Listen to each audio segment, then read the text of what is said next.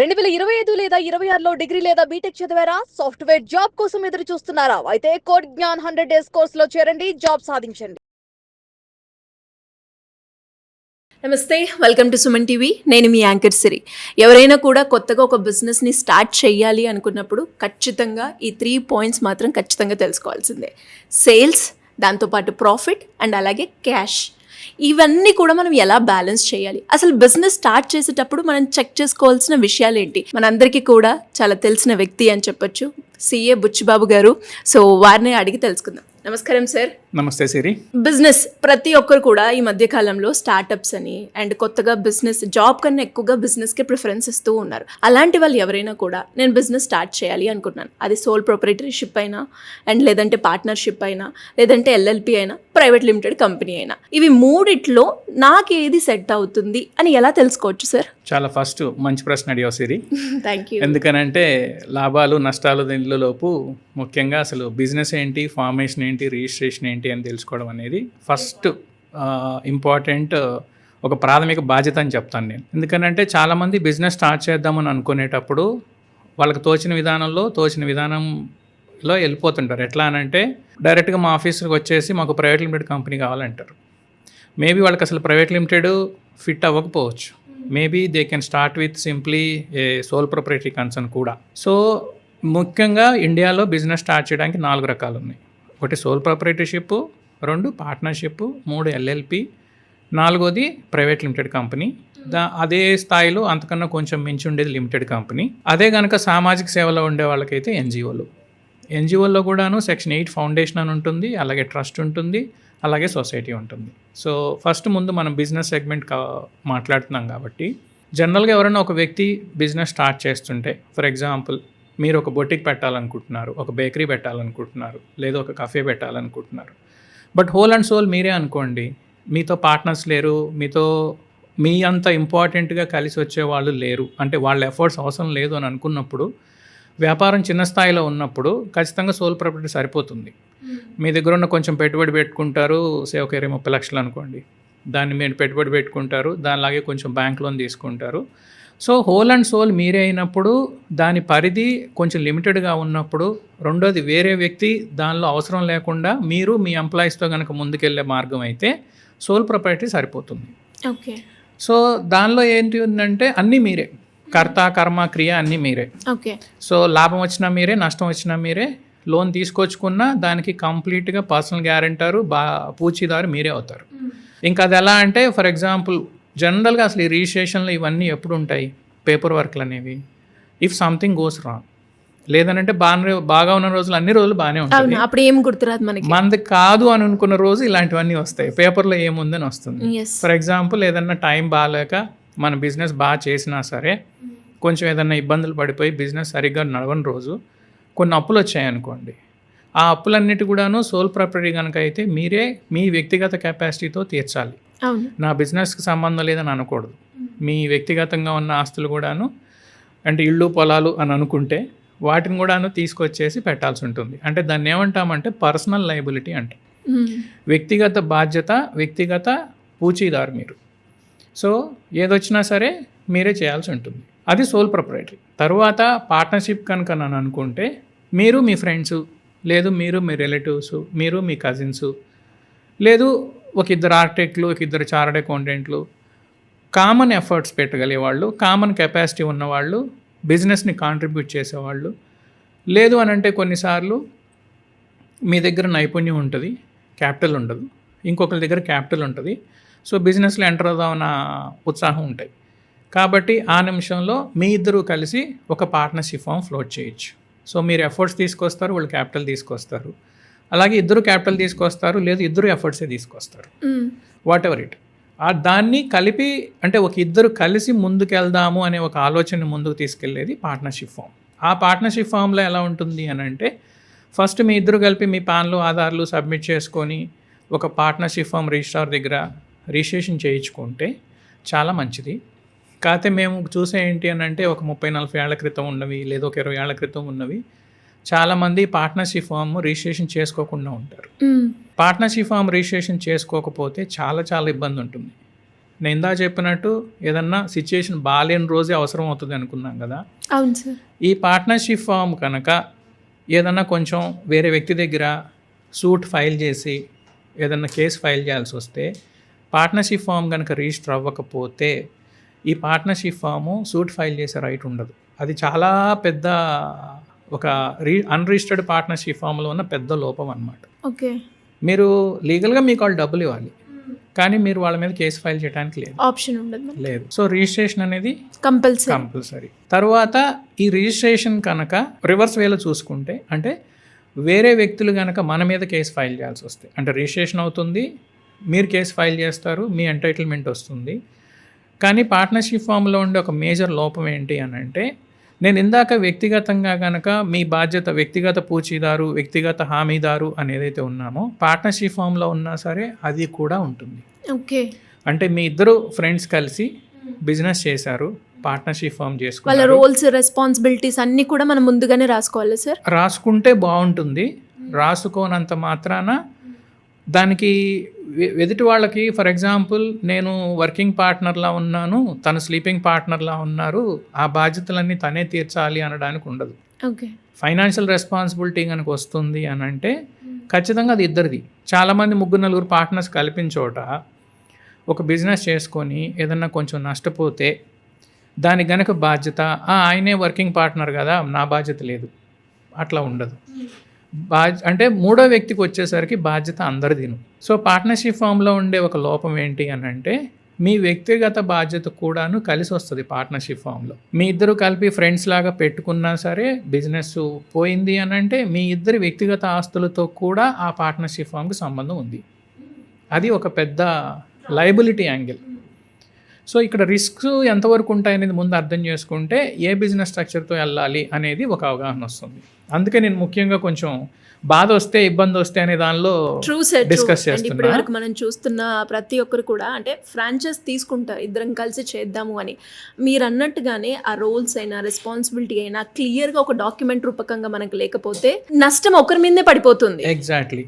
So ఇక్కడ ఒక 2 విషయాలు నేను చెప్తున్న దానిలో, ఒకటి బాధ్యత అనేది వ్యక్తిగత ఆస్తుల మీద కూడా పడుతుంది, మన పర్సంటేజ్తో సంబంధం లేకుండా. 2, ఒకవేళ ఇద్దరు 50-50% పార్ట్నర్స్ అనుకుందాం, ఒక 10 లక్షలు నష్టపోయారు అనుకుందాం, ఇద్దరు 5-5 లక్షలు కల్పిస్తే బాధ్యత పోతుంది. కానీ రెండో వ్యక్తి కనుక అసలు ఏమీ తీసుకురాలేకపోతే, లేదు 1 లక్ష తీసుకొస్తే మిగతా మొత్తం కూడా రెండో పార్ట్నరే భరించాలి. అంతేగాని నా షేర్ 50% వరకే ఉంది, నేను 5 ఇస్తా అనటానికి లేదు. అంటే ఈ పార్ట్నర్షిప్ ఫామ్ అని అంటే ఏంటంటే అది ఇంకొక ఫ్యామిలీ. నేను ఎవరితో అన్న పార్ట్నర్షిప్ ఫామ్ చేసుకుందామని వస్తే ఫన్నీగా చెప్తుంటా, ఇది ఒక సెకండ్ మ్యారేజ్, ఇది ఇంకొక మ్యారేజ్ అంతే పార్ట్నర్ అనేది. సో కాబట్టి పార్ట్నర్షిప్లో ఎంటర్ చేయే ముందు వాళ్ళు రోల్స్ ఏంటి, రెస్పాన్సిబిలిటీస్ ఏంటి, బాధ్యత కూడాను తెలుసుకుంటే బాగుంటుంది. పార్ట్నర్షిప్ చేయొద్దని కాదు, బట్ మనకి ఎంత లయబిలిటీ ఉందని తీసుకోవటం. ట్రూ. సో పార్ట్నర్షిప్ ఫామ్లో అన్లిమిటెడ్ లయబిలిటీ ఉండటము. 2, ఒక పార్ట్నర్ ఇబ్బంది పడ్డాడు అని అంటే మిగతా పార్ట్నర్లు కూడాను కలిపి మరి బాధ్యతలు తీసుకురావాల్సి రావటము, ఆ బాధ్యత తీసుకోవటం. అందుకోసము అది ఈ రోజుల్లో ఎక్కువ మంది పార్ట్నర్షిప్ ఫామ్ని ప్రమోట్ చేయట్లేదు. కానీ దాని తర్వాత ఉన్నది ప్రైవేట్ లిమిటెడ్. యాక్చువల్గా ఒక 10 ఏళ్ల క్రితం వరకు కూడా ప్రైవేట్ లిమిటెడ్ అయితే అది నేను కొంచెం ముందు చెప్తాను. పార్ట్నర్షిప్ ఫామ్లో ఉన్న బాధలు, ప్రైవేట్ లిమిటెడ్ కంపెనీలో ఉన్న ఇబ్బందులు, అంటే దానికి ఉండే డిసడ్వాంటేజెస్, ఆ రెండింటికి మధ్యలో మన మినిస్ట్రీ ఆఫ్ కంపెనీ అఫైర్స్ ఏం పెట్టింది అంటే సెంట్రల్ గవర్నమెంట్ LLP అనేది ఒకటి తీసుకొచ్చింది. ఓకే.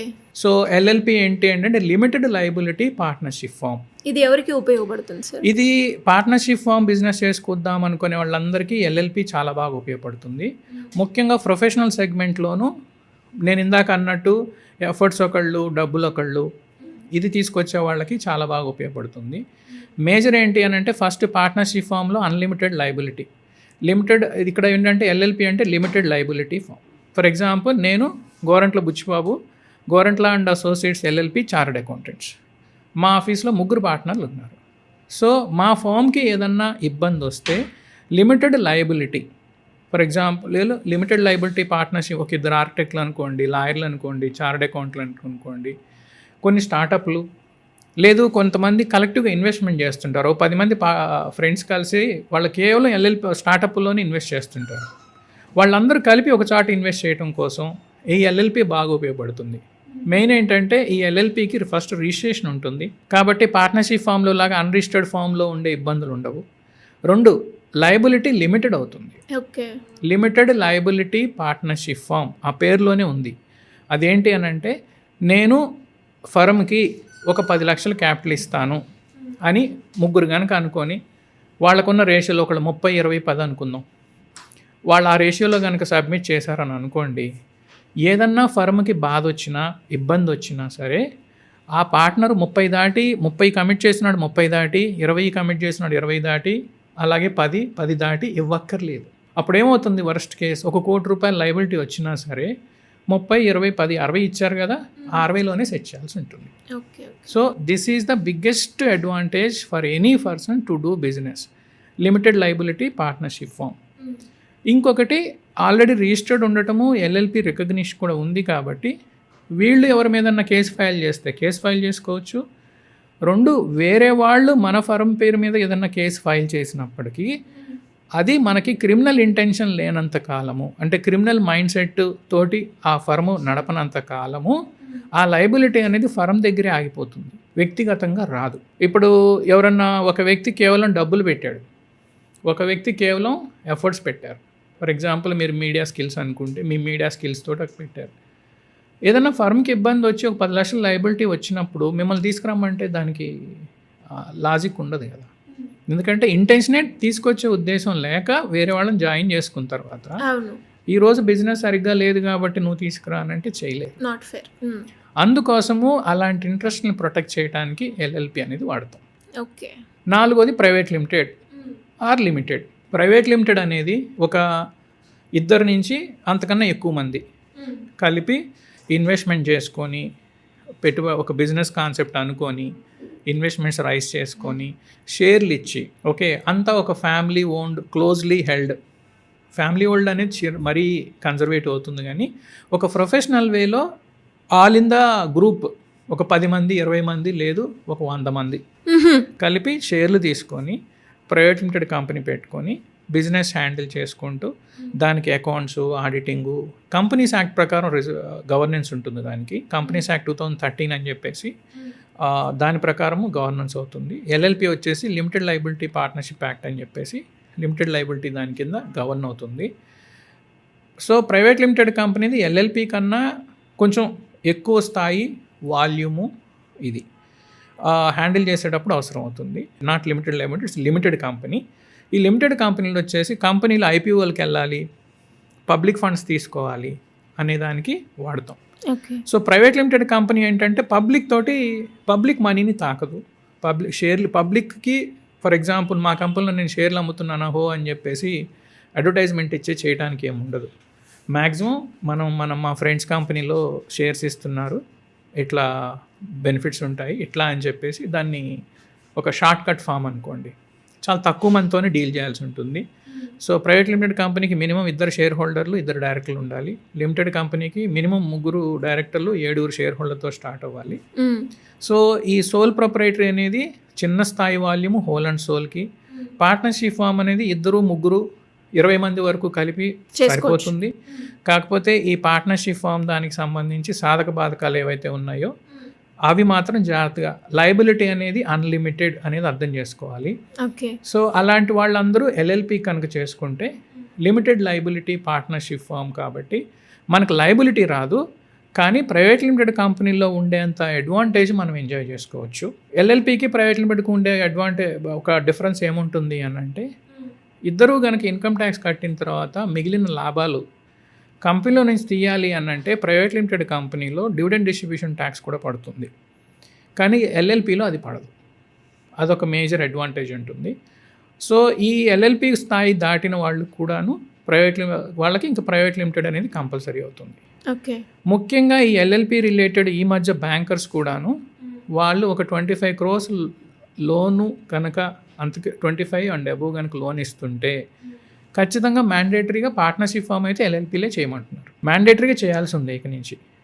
అంటే అన్లిమిటెడ్ లయబిలిటీని దాటేసి లిమిటెడ్ లయబిలిటీకి చెక్ చేసుకుంటే పార్ట్నర్షిప్ ఫామ్స్ బాగుంటుంది. సో మేజర్ మీరు అన్నట్టు హోల్ అండ్ సోల్ సే ఒక బొటికు ఒక బేకరీ లాంటివి కావాల్సినట్టు ఒక ప్రొప్రైటరీ కన్సర్న్ సరిపోతుంది. తర్వాత 2 లేదా 3 ఉంటే పార్ట్నర్షిప్ ఫామ్ సరిపోతుంది. అలాగే సేమ్ ఎల్ఎల్పి అనేది పార్ట్నర్షిప్ ఎల్ఎల్పి ఇంటర్చేంజింగ్గా వాడుకోవచ్చు. సో చార్టర్డ్ అకౌంటెంట్లు, లాయర్లు, డాక్టర్లు, ఒక గ్రూప్ ఆఫ్ ఫ్రెండ్స్ కలిపి క్లోజ్లీ గ్రూప్ ఆఫ్ ఫ్రెండ్స్ వచ్చేసి ఇన్వెస్ట్ చేసుకునేటప్పుడు షేర్స్ కోసం ఇన్వెస్ట్ చేసుకుంటాం. ఇన్వెస్ట్మెంటింగ్ ఆబ్జెక్టివ్గా ఉండే ఎల్ఎల్పీలు అనమాట. అది అంతవరకు పనికి వస్తుంది. అలాగే 25 crore కనుక లోన్ దాటినా సరే ఖచ్చితంగా ఎల్ఎల్పి అంటున్నారు పార్ట్నర్షిప్ ఫామ్ కన్నా. కానీ అది కూడా దాటితే ప్రైవేట్ లిమిటెడ్. ఈ ప్రైవేట్ లిమిటెడ్లో ఫర్ ఎగ్జాంపుల్ ఒక ఐటీ కంపెనీ పెట్టారు, లేదు ఒక ఇంటీరియర్ కంపెనీ పెట్టారు, ఒక ఆర్కిటెక్చర్ కంపెనీ.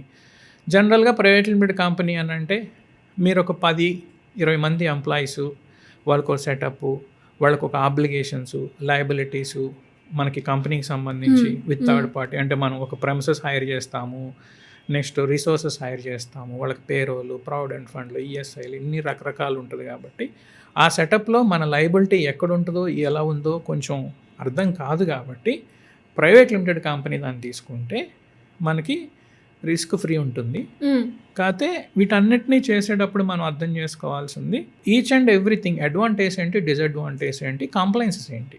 సరే, ఇప్పుడు మీరు అన్నారు కాబట్టి చాలా మందికి కూడా అంటే ఈ 4 గురించి తెలిసినప్పటికీ కూడా ఎక్కువ పార్ట్నర్షిప్ వైపు వెళ్తూ ఉంటారు. మీరేం సజెస్ట్ చేస్తారు సార్? ఎందులో ఎక్కువగా రిస్క్ ఉంటుంది? ఒక స్మూత్ వేలో మా జర్నీ కావాలి, మేమిద్దరం పార్ట్నర్స్ అయినా 3 పార్ట్నర్స్ అయినా కూడా మీరు చెప్పిన ఈ 4 కనుక మేము ముందుకు వెళ్ళాలి అంటే ఏది బాగుంటుంది సార్? ఫర్ ఎగ్జాంపుల్ ఇది ఒక కేస్ టు కేసు మారిపోతూ ఉంటుంది. ఓకే, ప్రతిదానికి ఒకటే సొల్యూషన్ ఫిట్ అవ్వదు. ఫర్ ఎగ్జాంపుల్ మీరు ఒక రియల్ ఎస్టేట్ ప్రాజెక్ట్ ఉందనుకోండి, ఒక 2-3 ఫ్రెండ్స్ కలిసి వచ్చారు, ఒక చోట లేఅవుట్ చేశారు, ఆ ప్లాటింగ్ అది చేస్తారు. ప్లాటింగ్ అయిన తర్వాత ఆ పార్ట్నర్షిప్ ఫామ్ క్లోజ్ చేయాలి అనుకోండి, దానికి ఎల్ఎల్పికి వెళ్ళటం కన్నా పార్ట్నర్షిప్ ఫామ్తో క్లోజ్ చేయొచ్చు. కానీ ఈ పార్ట్నర్షిప్ ఫామ్ కనుక లోన్స్, కంటిన్యూటీ, నెక్స్ట్ 2-3 ప్రాజెక్ట్స్ చేద్దాము ఇదే గ్రూప్ తోటి అలా అనుకున్నప్పుడు మళ్ళీ ఎల్ఎల్పి బాగుండొచ్చు. ఓకే. సో ప్రతిదానికి కేస్ టు కేస్ డిఫరెంట్, ఖచ్చితంగా ప్రతి కేసు డిఫరెంటే. ఎస్పెషల్లీ ఈ legal, accounting and finance segment కనుక తీసుకుంటే ప్రతి ఒక్కరికి సింగిల్ సెట్ ఆన్సర్ ఉండదు. ప్రతిదానికి ఇఫ్స్ బట్స్. కాకపోతే వాటిని అర్థం చేసుకోవడానికి కొంచెం టైం పెట్టి మీ chartered accountant or company secretary first మీకు ఒక స్ట్రక్చర్ అనేది ఫామ్ చేసేయగలుగుతారు. చాలామంది మీరు ప్రైవేట్ లిమిటెడ్ కంపెనీ కావాలి అని కనుక వాళ్ళు మాకు వస్తే, లేదు ప్రస్తుతానికి ఎల్ఎల్పితో వెళ్ళండి, కావాలంటే ఎల్ఎల్పిని ఫ్యూచర్లో ప్రైవేట్ లిమిటెడ్ కన్వర్ట్ చేయొచ్చు. ఇక్కడున్న అడ్వాంటేజ్ ఏంటి అని అంటే పార్ట్నర్షిప్ ఫామ్ని ఎల్ఎల్పి కన్వర్ట్ చేసుకోవచ్చు, ఎల్ఎల్పిని ప్రైవేట్ లిమిటెడ్ చేయొచ్చు, ప్రైవేట్ లిమిటెడ్ని లిమిటెడ్ చేయొచ్చు. ఇదంతా register of companies, ministry of company affairs ఇచ్చిన ప్రాసెస్ ద్వారా చేసుకోవచ్చు. సో ఫస్ట్ కొంచెం ఖర్చులు తగ్గటానికి కొనుక్కోవచ్చు. ఆఫ్కోర్స్ ఈ రోజుల్లో ఎక్కువ ఆన్లైన్ అయినందువల్ల పెద్దగా ఖర్చు కాదు. ఫైలింగ్స్ ఉన్నా సరే అది కూడా పెద్ద బర్డెన్స్ ఏమీ కాదు. నేను రిస్క్ వర్సెస్ రివార్డ్స్ లాగా చూస్తే ప్రాపర్ ఎల్ఎల్పి ప్రైవేట్ లిమిటెడ్ కంపెనీలో ఉన్నంత సేఫ్టీ, సెక్యూరిటీ మీకు ప్రొప్రైటరీలోను పార్ట్నర్షిప్లోనూ రావు. ఓకే. చాలామంది ఫర్ ఎగ్జాంపుల్ ఇంట్లో ఒక లేడీస్ ఒక బొటిక్ స్టార్ట్ చేసుకునేటప్పుడు కూడా సరే ఒక ఎల్ఎల్పి స్టార్ట్ చేసుకోండి, ఎందుకనంటే వాళ్ళు ఆల్మోస్ట్ ఒక 50-60 lakhs పెట్టుబడి పెడుతుంటారు and they might be looking forward for another 50 lakhs bank loan also. అలాంటప్పుడు వాళ్ళ పిల్లల్లో 18 years దాటిన వాళ్ళు కూడా ఒక పార్ట్నర్గా పెట్టుకొని చేసేసుకుంటా ఉంటే అది విజిబిలిటీ పెరుగుతుంది, ఓకే, బ్రాండింగ్ పెరుగుతుంది. ఫర్ ఎగ్జాంపుల్ మీరు ఎల్ఎల్పి కనుక ప్రైవేట్ లిమిటెడ్ కనుక డేటాబేస్ చూడాలనుకుంటే జస్ట్ మీరు ఈరోజు ఏఐ టూల్స్ జీపీటీ చేసినా సరే, జెమినీ చేసినా సరే, మినిస్ట్రీ ఆఫ్ కంపెనీ అఫైర్స్, గూగుల్కి వెళ్ళినా సరే ఎప్పుడు ఫామ్ అయింది, ఎలా ఫామ్ అయింది, ఎవరెవరు కనిపిస్తుంది. దానివల్ల ఏంటంటే ట్రస్ట్ ఫ్యాక్టర్ పెరుగుతుంది. ఎస్ ఏదో కాదు, దెర్ ఈజ్ సంథింగ్. సో అలాంటి సిచ్యుయేషన్స్ కూడా ఉంటాయి. కాబట్టి మీరు పెట్టుబడి పెట్టే అమౌంట్, మీకున్న రిస్క్స్, మీకుండే కస్టమర్సు, నెక్స్ట్ మీకున్న రేపు లీగల్ ఇష్యూస్. ఫర్ ఎగ్జాంపుల్ కొన్నిసార్లు రియల్ ఎస్టేట్ అనుకోండి, సివిల్ సూట్స్ ఎక్కువ వస్తుంటాయి. అలాంటప్పుడు దాన్ని మనకి ఇక్కడ రాయల్ రైట్ అయితే ఉండాలి కదా. ఒకటి మనం కేసు ఫైల్ చేయాల్సినప్పుడు ఫైల్ చేసే హక్కు మనకు ఉండాలి, లేదు వేరే వాళ్ళు మన మీద ఫైల్ చేసినప్పుడు దాన్ని మన మీద లయబిలిటీ రాకుండా చూసుకునే కంఫర్ట్ కూడా ఉండాలి. బట్ వీటన్నిటికీ రైడర్ ఏంటంటే ఫస్ట్ మనమైతే బిజినెస్ జెన్యున్గా ట్రాన్స్పరెంట్గా చేయాలి. ఖచ్చితంగా సార్. అది అయిపోతే ఇక ఇది ఏదైనా సరే బాగానే ఉంటుంది. ట్రూ. సో మీరు ఎక్కడైనా సరే ఫస్ట్ బిజినెస్ ఫామ్ చేసే ముందు మీ రైట్స్ అండ్ రెస్పాన్సిబిలిటీస్ అంటాం.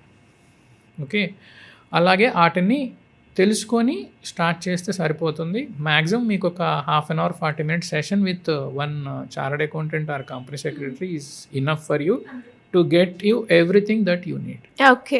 అండ్ మీరు అన్నట్టుగానే సార్, ఈ వీడియో చూస్తున్న వాళ్ళు ఎవరైనా కూడా బిజినెస్ ఆంటర్ప్రీనియర్స్, మేము మా కెరియర్ని స్టార్ట్ చేయాలి అనుకుంటే చాలామందికి తెలిసింది ఏంటి అంటే సోల్ ప్రొపరేటరీషిప్, లేదు అంటే పార్ట్నర్షిప్, ప్రైవేట్ లిమిటెడ్ కంపెనీ.